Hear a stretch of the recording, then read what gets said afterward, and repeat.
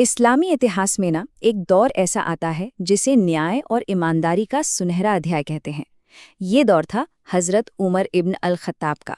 सच कहूँ तो ये एक ऐसा पैमाना है, एक ऐसा बेंचमार्क है जो आज भी दुनिया के लिए एक मिसाल बना हुआ है। तो चलिए आज इसी दौर की कुछ गहराइयों में उतरते हैं और समझते हैं कि ऐसा क्या खास था। देखिए, ये जो बात है ना कि हुक्मरान जागते थे ताकि अवाम सुकून से सो सके, ये कोई सिर्फ कहने की बात नहीं है, कोई कहावत नहीं है। ये उस दौर की असलियत थी। सोचिए, एक ऐसी हुकूमत जिसकी नींव, जिसकी बुनियाद ही निस्वार्थ सेवा पर रखी गई हो। तो फिर हजरत उमर की हुकूमत का सबसे पहला और सबसे मजबूत पिलर, सबसे मजबूत स्तंभ क्या था? वो था सबके लिए एक कानून। मतलब कानून के सामने पूरी तरह से बराबरी। उनके राज में कोई छोटा नहीं, कोई बड़ा नहीं। चाहे कोई अमीर हो या गरीब, सब एक बराबर, सब एक समान। अब इस बात को समझने के लिए ना एक किस्सा सुनते हैं। हुआ ये कि एक गवर्नर के बेटे ने एक आम आदमी को कोड़े मार दिए और वो शिकायत सीधा खलीफा तक पहुंच गई। जरा सोचिए, उस दौर में एक आम इंसान की पहुंच सीधे हुकूमत के सबसे बड़े ओहदे तक थी।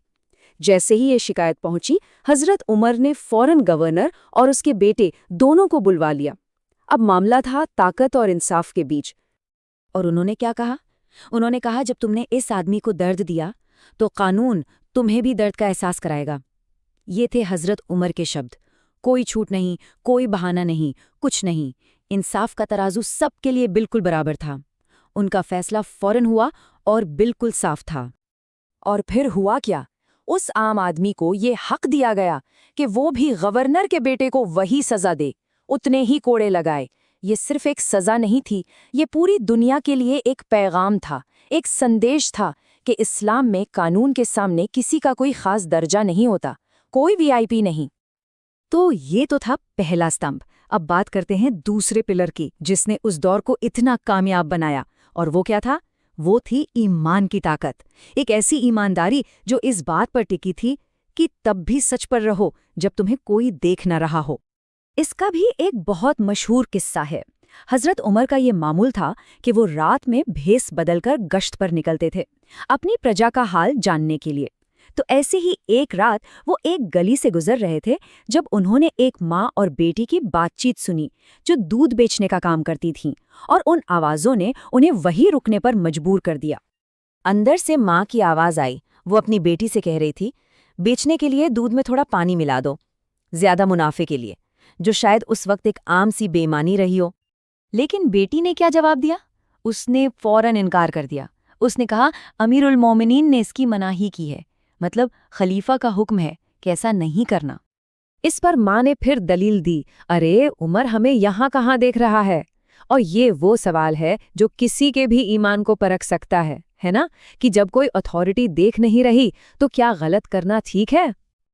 और यहीं पर उस लड़की ने वो जवाब दिया जो उस पूरे दौर की बुनियाद को दिखाता है। उसने कहा, उमर नहीं देख रहा, लेकिन अल्लाह तो देख रहा है। उसकी ईमानदारी किसी इंसान के डर से नहीं थी, बल्कि इस गहरे यकीन से थी कि उसका रब, उसका खुदा उसे हर वक्त देख रहा है। अब बाहर खड़े हजरत उमर ये सब सुन रहे थे, और वो उस लड़की की सच्चाई, उसकी ईमानदारी से इतने ज़्यादा मुतासिर हुए, इतने प्रभावित हुए कि उन्होंने अपने बेटे की शादी उससे करा दी। सोचिए, ये उस समाज में ईमानदारी को दिया जाने वाला इनाम था, एक सम्मान था। चलिए अब आते हैं तीसरे स्तंभ पर, और ये स्तंभ एक सोच है, एक फिलॉसफी है। वो ये कि शासन कोई ताकत नहीं, बल्कि एक बहुत बड़ी जिम्मेदारी है। और ये सिर्फ कहने की बात नहीं थी। ऐसे किस्से हैं कि वो खुद अपनी पीठ पर आटे की बोरियां उठाकर गरीबों के घरों तक ले जाते थे। मतलब खलीफा वक्त, the ruler of the time, खुद को अपनी प्रजा का राजा नहीं बल्कि सेवक समझता था, और उनकी ज़रूरतों का ख्याल भी इसी तरह रखता था। तो देखिए, एक तरफ सोच है कि शासन का मतलब है लोगों पर राज करना, एक प्रिविलेज, एक विशेषाधिकार जिसमें अपना आराम पहले देखा जाता है। लेकिन हजरत उमर की सोच बिल्कुल अलग थी। उनके लिए शासन का मतलब था लोगों की सेवा करना। ये कोई प्रिविलेज नहीं, बल्कि एक ड्यूटी, एक फर्ज था। और अपना आराम नहीं, बल्कि सार्वजनिक कल्याण, पब्लिक वेलफेयर सुनिश्चित करना ही उनका काम था। और वो खुद कहते थे कि मैं उन लोगों के लिए जिम्मेदार हूं जिनके नाम पे मुझे शासन दिया गया है। मतलब साफ था, ये अधिकार, ये हुकूमत लोगों और अल्लाह की तरफ से एक अमानत थी, एक ट्रस्ट थी जिसे पूरी ईमानदारी से निभाना था। तो ये जो 3 स्तंभ थे, एक कानून, ईमान की ताकत और जिम्मेदार हुकूमत, इन सिद्धांतों का असर इतना बड़ा और इतना गहरा हुआ कि इसने सचमुच दुनिया को बदल कर रख दिया।